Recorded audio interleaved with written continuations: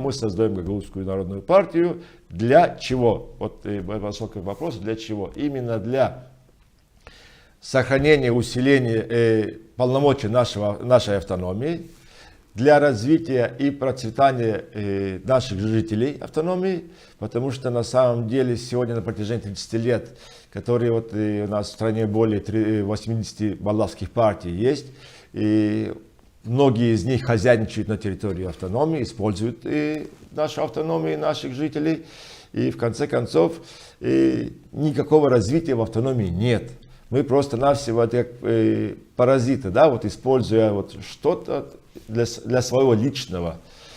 И мы сегодня, создая Гагаузскую партию, перспектива наша, во-первых, самая первая перспектива, что мы ставим перед собой цель задачи, это консолидация жителей автономии, и чтобы именно своей деятельностью, своей работой показать жителям, что именно Гагаузская партия является щитом безопасности нашей автономии.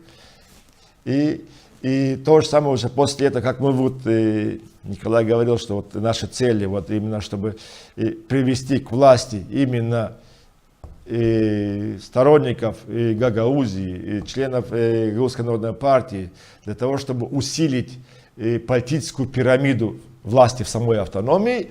И после этого уже мы можем говорить о экономике, о развитии инфраструктуры в автономии.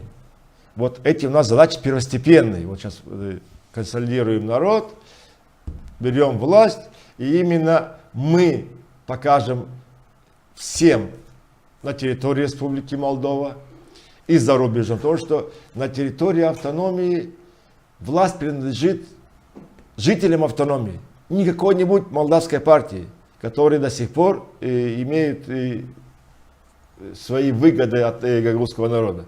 Что мы хозяева, мы будем принимать все условия, все решения, которые будут идти во благо нашей автономии, укрепление нашей политической позиции и жителей автономии.